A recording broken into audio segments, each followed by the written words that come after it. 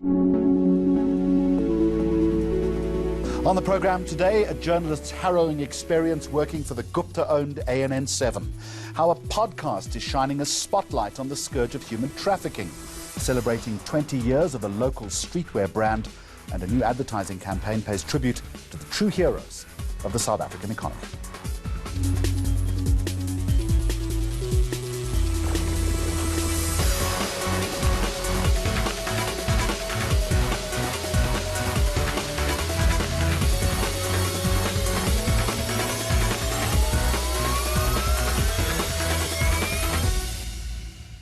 Well, a very warm welcome, and we're going to start with this. And when former ANN7 editor Rajesh Sundaram took to the stand at the Zondo Commission into state capture, many were left stunned once again to find out details about the going on at the now defunct television station. Sundaram's testimony opened up old wounds for staff who had to endure questionable labour practices and sometimes outright abuse. eNCA reporter Michael Appel was part of that circle and takes us back to what he describes as a dark time at the television station. Rajesh Sundaram's testimony at the state capture inquiry has dredged up some ghosts of ANN7 past. I bring you this story not as an eNCA journalist per se, but as someone who worked inside the Gupta media empire, the New Age newspaper and ANN7, for about 5 years. It was a difficult time in my career that I don't like to think back on. I met Rajesh Sundaram on the 21st of July 2013 when I was still a print journalist at the New Age newspaper. That was also the very first day I was asked to go on camera. No footage is available except this old blurry screen grab. I was transferred to ANN7 several months after the disastrous launch in August 2013, making my television debut on the 3rd of March 2014. The hours were insane. A February 2015 work roster shows journalists being required to work 10-hour shifts 12 days in a row. It soon became apparent that the Basic Conditions of Employment Act was there to be ignored. The sense that I got was that they didn't really respect the people that worked for them. They thought they were all servants who could be treated in whatever way they want. They could be kept in subhuman conditions. Ethel Williams-Abrahamse is a former ANN7 employee who started working at the channel 3 days before its launch. She stayed for only 6 months and remains traumatized to this day. One evening, she stepped outside for a smoke before a show she was producing went live. The then Oak-based CEO, Nazim Hawa, approached her. He says to me, this is how Nazim talks to people. What you doing outside? And I looked at him and I say to him, it's a little bit obvious what I'm doing outside. And he said to me, if this thing doesn't work, then you must know. And he walked away, keep cap. You know how he walks with those cheap shoes. I don't know where he gets it from. Keep cap. In that moment, when he said that to me, I thought, I'm resigning.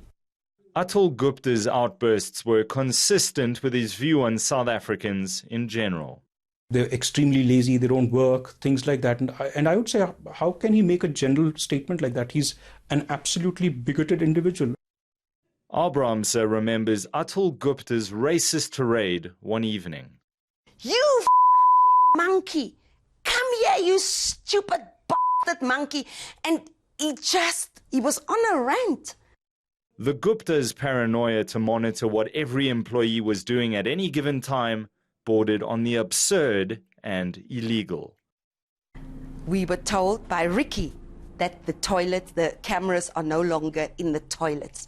Now, how do you put surveillance cameras inside the ladies' toilets?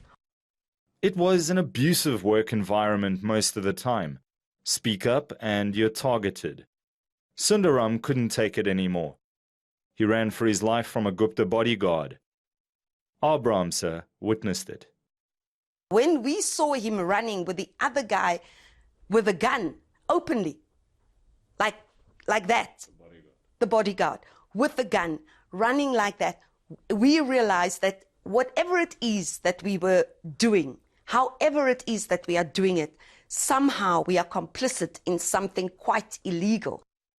The last journalist to interview Sundaram before he fled South Africa in September 2013 was City Press arts editor Charles Blino.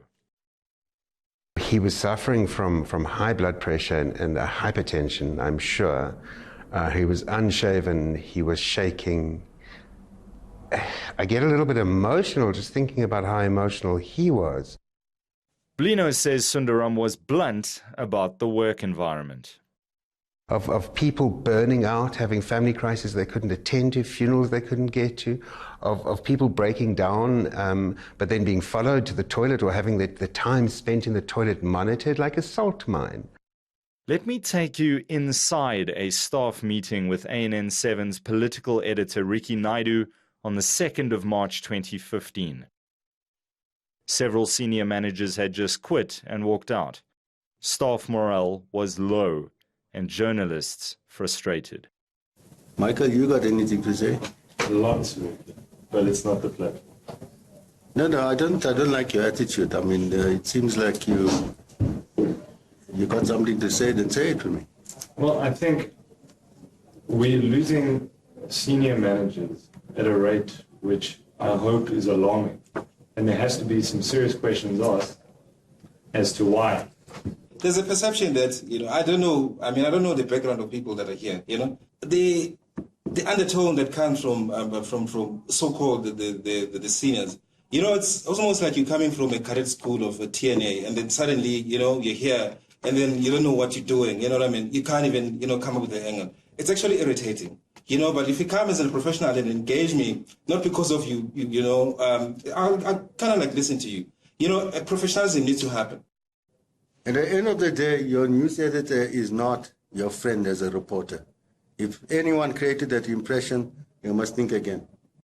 Nazim was still talking about, balanced reporting. Ricky was unashamed. It's time you all understand that we are here for the ANC. The building is nothing more than an empty shell now. A place where careers began, yes, but also a place of suffering and degradation. Michael Appel, Johannesburg. Next on the program, a podcast shining a light on the scourge of human trafficking.